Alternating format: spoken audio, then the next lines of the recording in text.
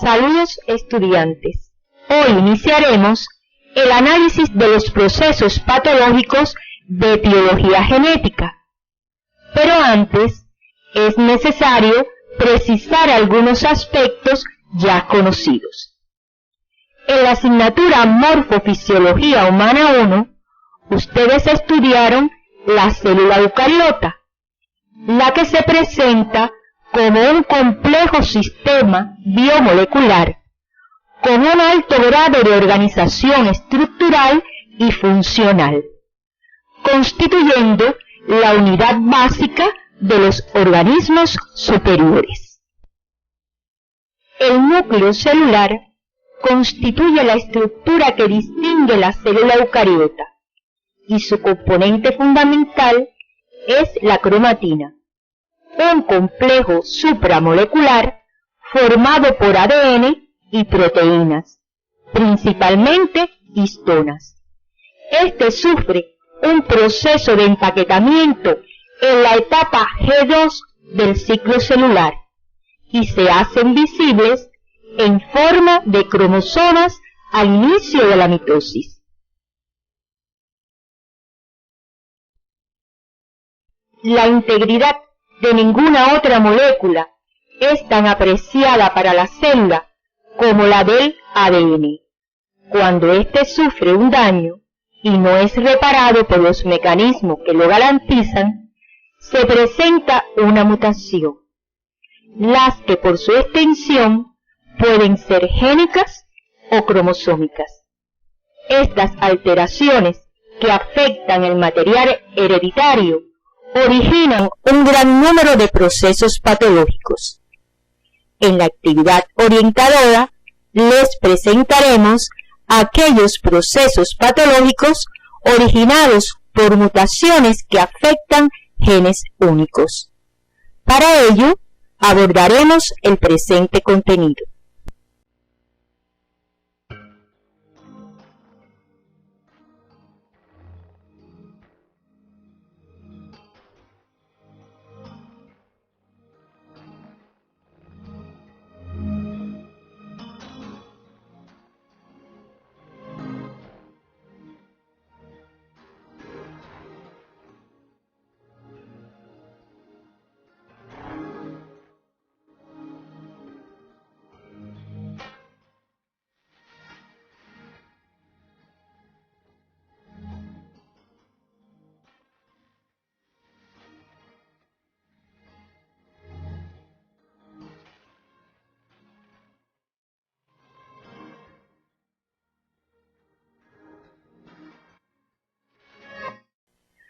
Al concluir las actividades docentes de la semana relacionadas con el estudio de este contenido, ustedes deben interpretar los tipos de herencia mendeliana, fundamentando los criterios de cada uno de ellos a través de un estudio familiar con un enfoque clínico básico. Identificar los fenómenos biológicos y los tipos de ligamientos que se presentan en el análisis de la transmisión de simples mutaciones y su aplicación en la práctica médica. Identificar la utilidad de las evidencias diagnósticas que ofrecen los laboratorios de genética, clínicos, anatomía patológica y la imagenología en el diagnóstico y la pesquisa activa de los procesos patológicos de etiología monogénica, respetando los principios de la ética médica en los escenarios de la comunidad. Para lograr el cumplimiento de estos objetivos, deben auxiliarse de la bibliografía básica y complementaria. En el primer tema de la morfofisiopatología humana 1, se estudió la clasificación de los procesos patológicos. Según su etiología, se clasifican en genéticos y adquiridos. Los genéticos atendiendo al daño en el material hereditario, ocasionan procesos patológicos monogénicos, cromosómicos y multifactoriales.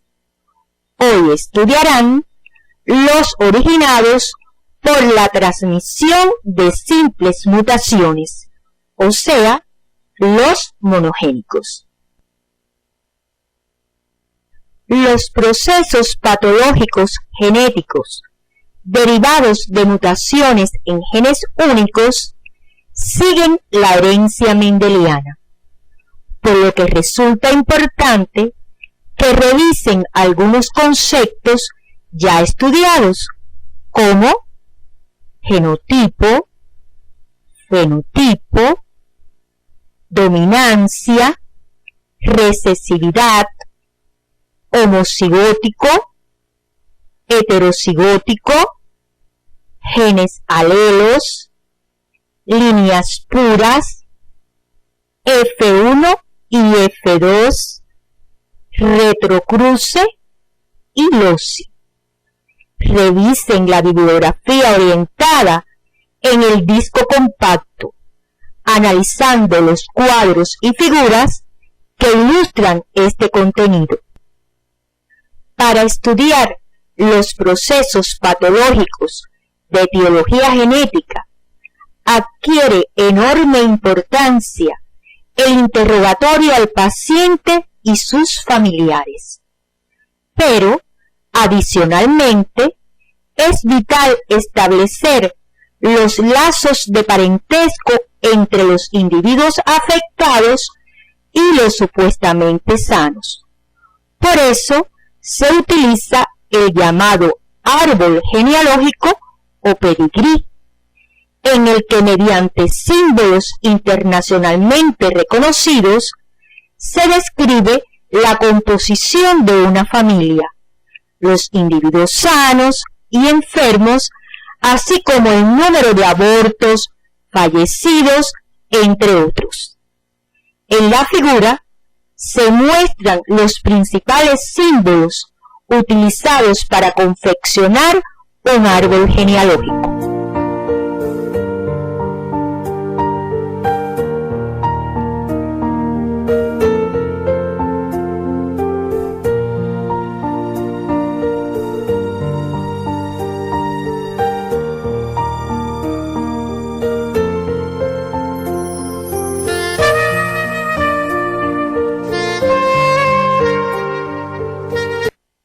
En la clasificación de los patrones de herencias mendelianos se tienen en cuenta dos factores: la localización del gen mutado y las características de su expresión fenotípica en dependencia de la dosis en que se segrega.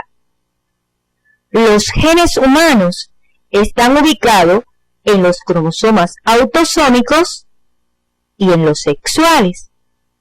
Se pueden expresar con una sola dosis y en otros casos necesitan doble dosis para su expresión. En dependencia a estos factores, analicemos cómo se clasifican los patrones de herencia mendelianos. Si el gen mutado se localiza en un autosoma y se expresa con una sola dosis, o sea, en forma heterocigótica, el patrón de herencia será autosómico dominante. Si está en un autosoma y necesita una doble dosis para expresarse, el patrón es autosómico recesivo. Si el alelo mutado se ubica en un cromosoma sexual y con una sola dosis ya expresa el carácter que determina, el patrón es dominante ligado al sexo.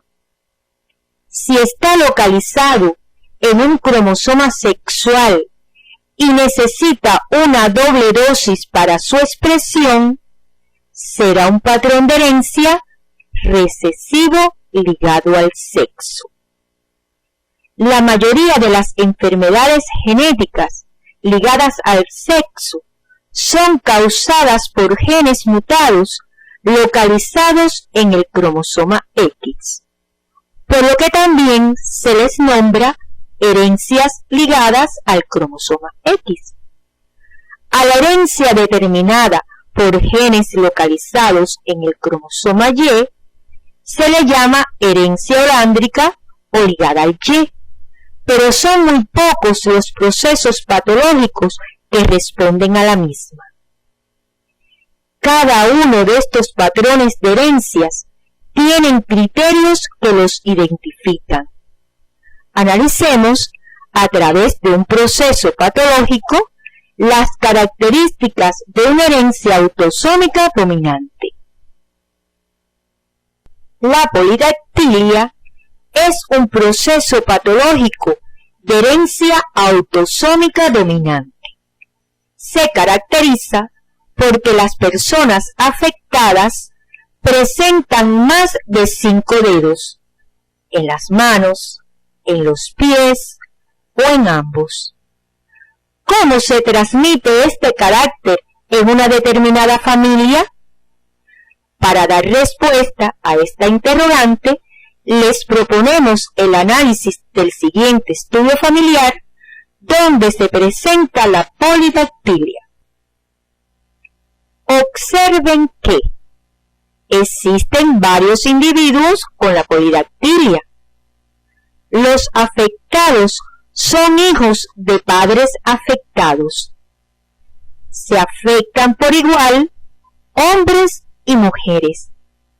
Como regla, la mitad de la descendencia de un afectado hereda la afección. Los individuos sanos tienen hijos sanos.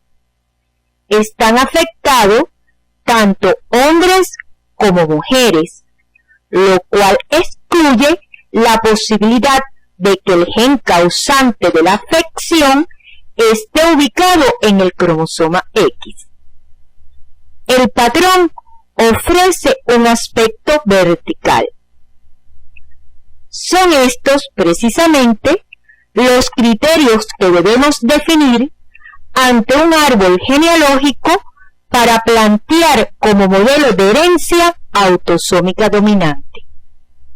Es importante, al realizar un estudio familiar, saber representar el genotipo de las personas sanas y afectadas, atendiendo al tipo de herencia. Para ello, analicemos el siguiente estudio familiar utilizando el mismo ejemplo. Representamos con la letra P mayúscula el gen de la polidactilia y con la letra P minúscula su alelo normal.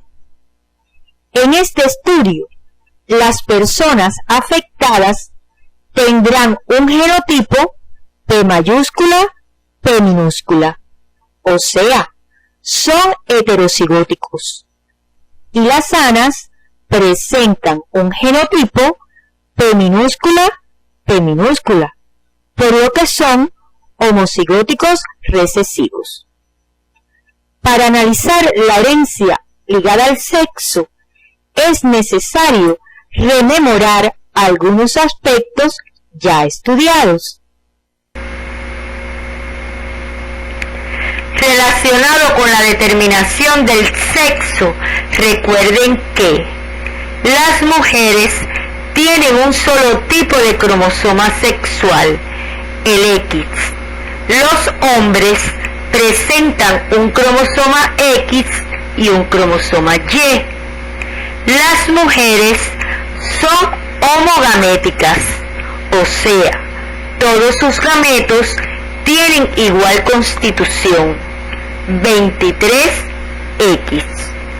Los hombres son heterogaméticos, tienen gametos 23X y 23Y. Por esta razón determinan el sexo de su descendencia. Por tener un solo cromosoma X, A los individuos del sexo masculino no se les puede aplicar los términos homocigoto o heterocigoto para genes ubicados en este cromosoma.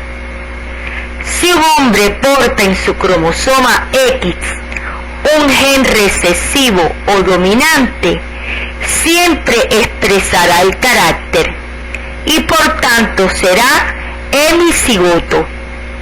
Revise en la página 103 del libro de texto Introducción a la genética médica el esquema que ilustra la determinación del sexo.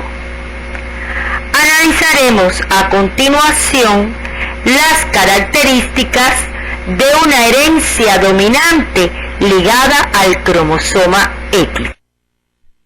Aunque el gen sea dominante, si está ubicado en el cromosoma X, el árbol genealógico suele mostrar algunas diferencias con respecto al de la herencia autosómica dominante. Observen en el árbol genealógico. Aunque los afectados usualmente son hijos de afectados y la mitad de la descendencia presenta la afección, no podemos identificar varones que hayan heredado la alteración de su padre. O sea, no hay transmisión de varón a varón, puesto que los padres dan a sus hijos el cromosoma Y. Igualmente, llama la atención que hay un predominio de mujeres afectadas, pues mientras éstas pueden heredar el gen de su madre o de su padre, los varones solo lo adquieren de su madre. Una mujer afectada transmitirá al 50% de su descendencia el gen mutado, mientras que el hombre tendrá el 100% de hijas afectadas y los hijos varones sanos. Conozcamos cómo se representan los genotipos de las personas que responden a este tipo de herencia. Tomemos como ejemplo el raquitismo hipofosfatémico o resistente a la vitamina D.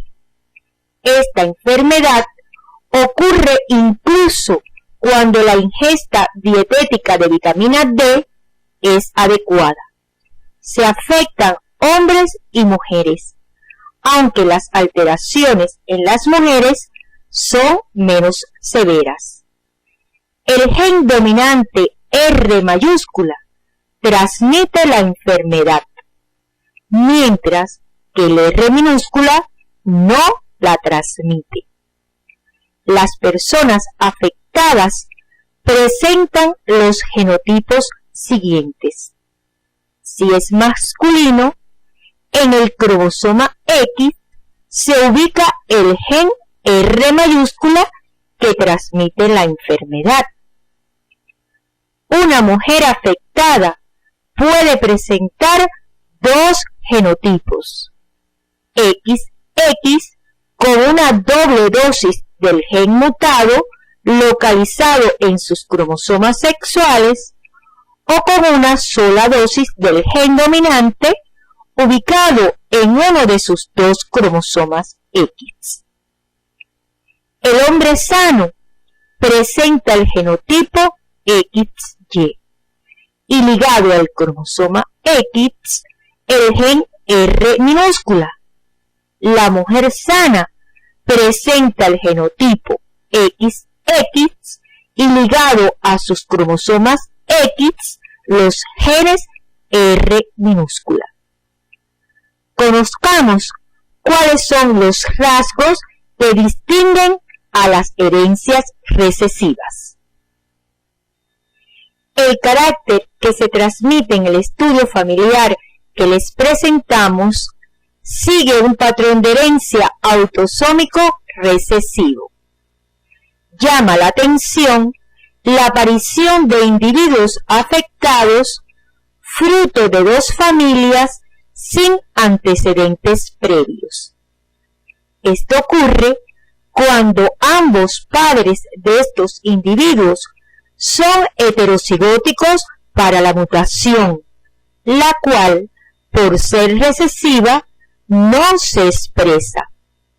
Existe un 25% de probabilidad en cada embarazo de que ambos padres transmitan el alelo mutado, independientemente del sexo del nuevo individuo. Por aparecer usualmente en la descendencia de un matrimonio, se dice que su patrón es horizontal. Otro aspecto a señalar es que cuando existe consanguinidad, aumenta la probabilidad de aparición de estos tipos de afecciones, debido a que ambos padres comparten una parte de su genoma proporcional al grado de parentesco entre ellos. ¿Qué genotipo presentan las personas afectadas por un carácter autosómico recesivo? Mediante un proceso patológico que responde a esta herencia, daremos respuesta a esta interrogante. El albinismo oculocutáneo es una enfermedad autosómica recesiva, cuyo rasgo distintivo es la ausencia de pigmentación de la piel, ocasionada por la deficiencia de la enzima tirosinasa, que es necesaria para la formación del pigmento melanina a partir de la tirosina. En este caso, el gen recesivo A minúscula es el que transmite la mutación, por lo que los individuos afectados tendrán un genotipo homocigótico recesivo. Los padres de este niño son fenotípicamente normales, pero ambos portan el alelo que transmite la enfermedad, o sea, son heterocigóticos. En el caso de una herencia recesiva ligada al cromosoma X, la probabilidad de descendencia afectada dependerá del sexo del progenitor que porta la mutación. Un hombre enfermo tendrá 100% de hijas portadoras y un 100% de hijos sanos.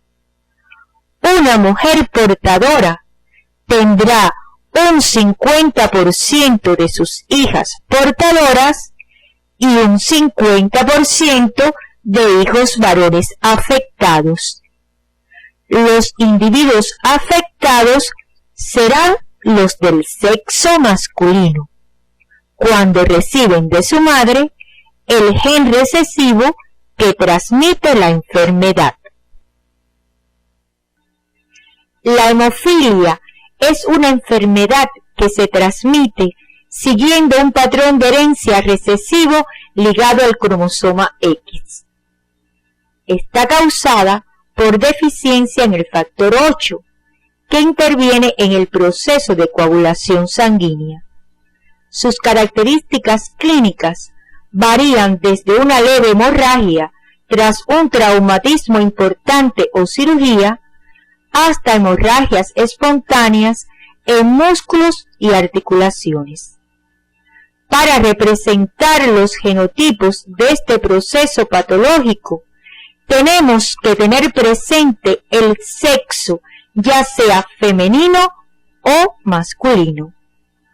Una mujer sana tendrá el alelo dominante normal ligado a sus cromosomas X, o sea, es homocigótica dominante. si es sana, pero portadora de la hemofilia, ligado a uno de sus cromosomas X, estará el alelo recesivo que transmite la enfermedad, y en este caso es heterocigótica.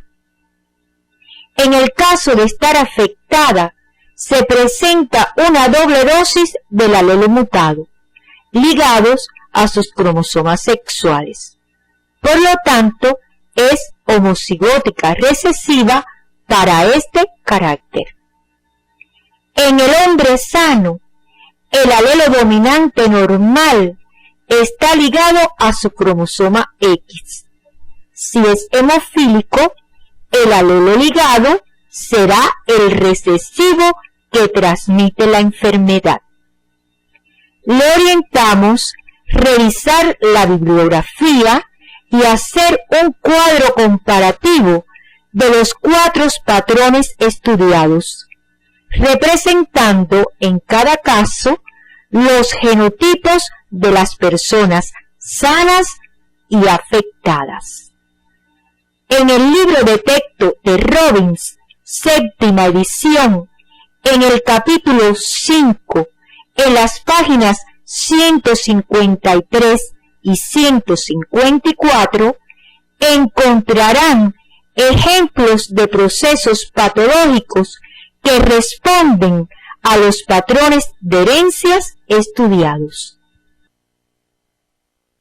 En la herencia mendeliana se presentan ciertas variaciones en el modo de transmisión de las simples mutaciones que pueden complicar el análisis de un rasgo. Estos fenómenos biológicos son la penetrancia, la expresividad de los genes, el fenómeno de inactivación del cromosoma X, las herencias influidas y limitadas al sexo, las nuevas mutaciones con expresión dominante, el efecto pleotrópico del gen, la heterogeneidad y los genes letales. Analicemos a través de un estudio familiar de la polidactilia cómo 2 de estos fenómenos biológicos dificultan el análisis de la transmisión de estas simples mutaciones. Recuerden que en una herencia autosómica dominante, los individuos sanos no transmiten la enfermedad a su descendencia. Sin embargo, al analizar este árbol genealógico, en la segunda generación, 2 miembros de la familia fenotípicamente sanos tienen descendencia afectada. En este caso, ellos heredan el gen de la polidactilia, pero no expresan el carácter, y al transmitirlo a su descendencia, estos sí lo expresan. Este fenómeno se conoce con el nombre de penetrancia reducida del gen.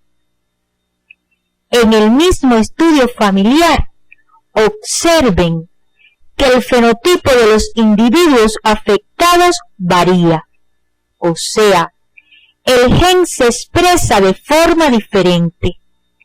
En algunos, la polidactilia se presenta en una mano, en otros, en las 2. De la misma forma, se presentan los pies, y en los casos severos, la enfermedad afecta los 4 miembros. Esta variación fenotípica se denomina expresividad variable del gen. Los demás fenómenos que interfieren en el análisis de la transmisión de simples mutaciones deben estudiarlo en la bibliografía orientada. La ley de la segregación independiente de los genes no siempre se cumple, lo que se expresa por variaciones en las proporciones fenotípicas esperadas.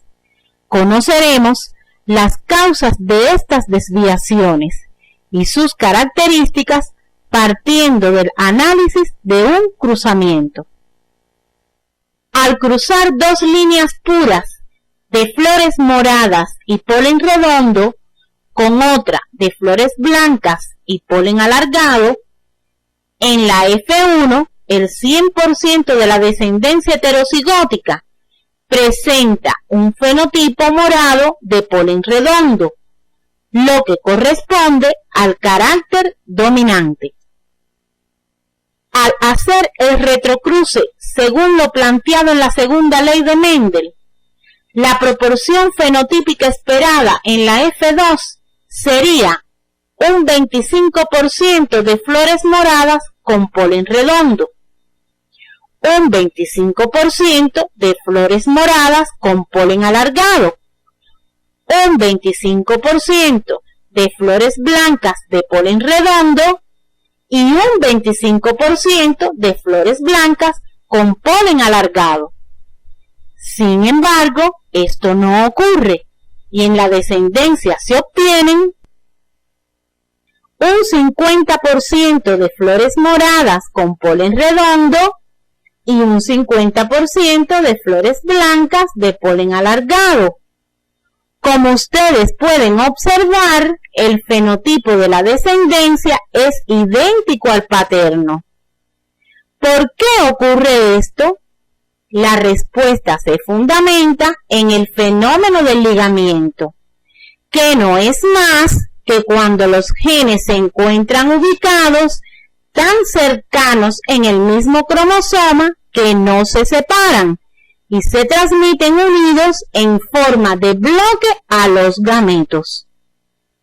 En este caso, no se cumple la ley de la segregación independiente de los genes. El ligamiento puede ser de dos tipos. Completo, cuando los genes ligados están tan unidos que se anula el entrecruzamiento y se segregan juntos al mismo gameto. E incompleto, cuando están juntos, pero la distancia no es tan pequeña para anular el entrecruzamiento y aparecen gametos recombinantes en un número restringido. Los alelos de loci ligados presentan determinadas ubicaciones en los cromosomas. Cuando dos alelos dominantes se encuentran en el mismo cromosoma homólogo, se dice que están en acoplamiento y presentan una posición cis. Si se ubican en cromosomas homólogos opuestos de los padres, estarán en repulsión. En este caso, los genes ligados están en posición trans. Para comprender el fenómeno de ligamiento, debemos partir del análisis del proceso de recombinación genética. El proceso de recombinación tiene lugar en la profase de la meiosis 1 y también en la mitosis de células somáticas y consiste en el intercambio de fragmentos entre cromosomas homólogos, originando nuevas combinaciones de genes ligados. En la imagen les mostramos la recombinación entre cromosomas homólogos. En uno de ellos se ubican los genes A mayúscula, B mayúscula y C mayúscula, y en el otro los genes A minúscula, B minúscula y C minúscula. Los genes A mayúscula y B mayúscula en el proceso de entrecruzamiento, como están tan cercanos, no se recombinan. La recombinación ocurre a nivel del segmento BC, porque están más separados. Producto de este proceso se obtiene un cromosoma recombinante que difiere al de sus padres. La frecuencia de recombinación es el cálculo de la proporción de hijos recombinantes respecto al número total de hijos.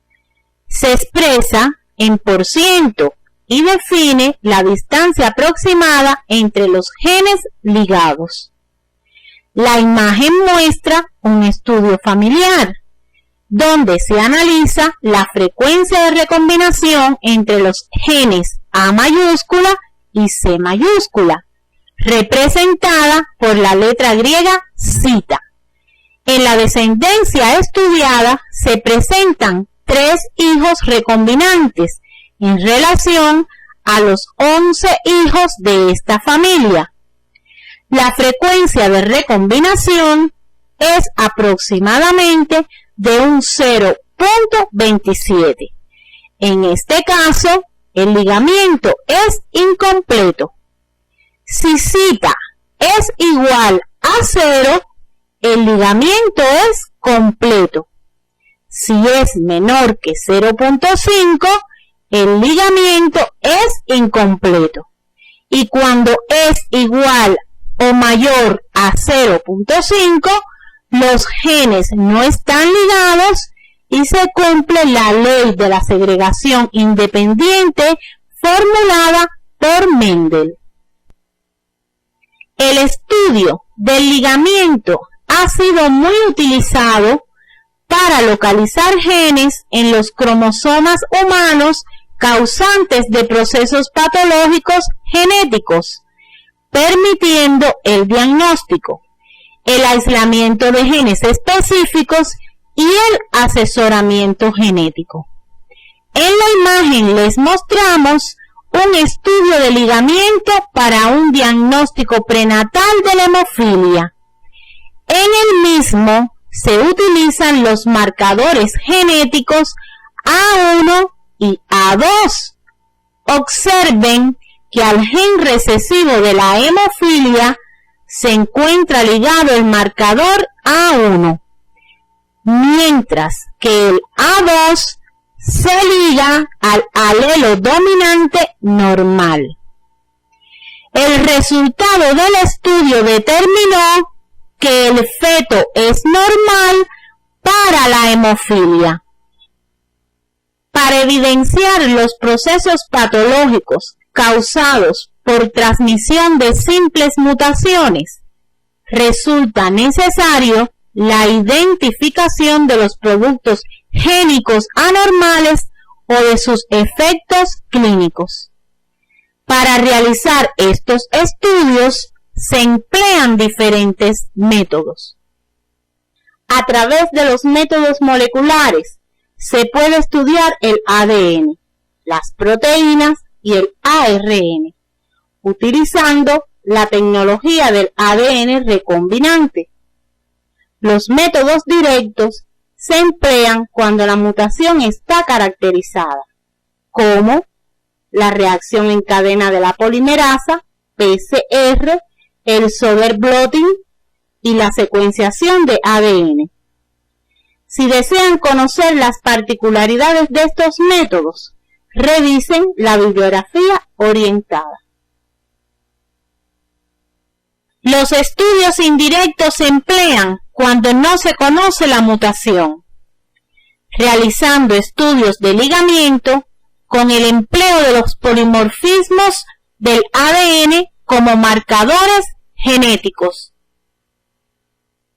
En un gran número de enfermedades genéticas no se posee información sobre la secuencia génica. Por lo tanto, hay que emplear estrategias alternativas para localizar el gen mutante, basándose en su ligamiento a marcadores genéticos detectables. En la imagen les mostramos el empleo del estudio del ligamiento utilizando marcadores genéticos para localizar genes portadores de enfermedades. Observen un estudio molecular del ligamiento utilizando marcadores genéticos, donde se resuelve un caso de medicina forense al determinar una paternidad dudosa. Observen el ADN de la madre, el niño y los dos posibles padres. Las flechas muestran los marcadores utilizados, los que identifican como padre al número 1. Los estudios bioquímicos han permitido identificar proteínas y enzimas que originan alteraciones monogénicas específicas. Un ejemplo de ello es el estudio de la ciclemia o anemia falciforme, proceso patológico de etiología genética que responde a una herencia autosómica recesiva. Las bases mutacionales de esta enfermedad están determinadas por una alteración en la segunda base del triplete que codifica al ácido glutámico, el cual es sustituido por valina en la posición 6 de la cadena beta de la hemoglobina. En la imagen se observa una corrida electroforética de hemoglobina sobre gel de agarosa, donde se pueden apreciar los diferentes tipos de hemoglobinas que pueden ser evidenciadas por este método diagnóstico. Observen en los pocillos 6 y 8 la presencia de hemoglobina A y de hemoglobina S, lo que corresponde a pacientes portadores del rasgo ciclémico. En el pocillo 6 solamente precipita una sola banda electroforética, confirmando el diagnóstico de hemoglobina SS, tratándose entonces de un paciente enfermo de ciclemia. Los estudios inmunológicos, celulares y humorales aportan importantes evidencias para el diagnóstico de procesos patológicos de etiología genética. Un ejemplo es la agamma-globulinemia, enfermedad recesiva ligada al cromosoma X, causada por mutaciones en el gen que codifica la enzima tirosina quinasa.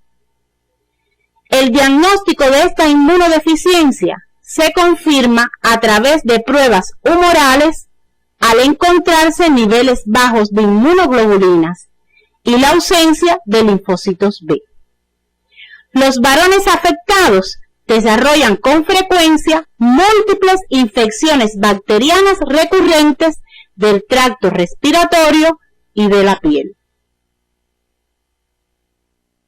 Las evidencias aportadas por los laboratorios de anatomía patológica provienen del estudio morfológico, macro y microscópico a nivel de células, tejidos y órganos. Como ejemplo, en la fibrosis quística, una enfermedad de herencia autosómica recesiva por mutaciones en genes que regulan el transporte de los iones de cloro al interior de la célula, se afecta la secreción de líquidos en las glándulas exocrinas y epitelios de revestimiento, y se producen cambios morfológicos variables que dependen de las glándulas afectadas. En las imágenes macro y microscópica del páncreas de una persona con fibrosis quística, se observan dilatación quística y obstrucción de los conductos por mucus, lo que produce atrofia y fibrosis del órgano. Las evidencias diagnósticas aportadas por los rayos X, el ecosonograma, la tomografía axial computarizada y la resonancia magnética resultan de gran utilidad en la pesquisa prenatal y estudios postnatales de procesos patológicos de etiología genética. En la imagen les mostramos un estudio ecosonográfico de la sección transversal de la mano de un feto mostrando polidactilia. El rayos X corresponde a la sin polidactilia defecto genético que presenta una herencia autosómica dominante.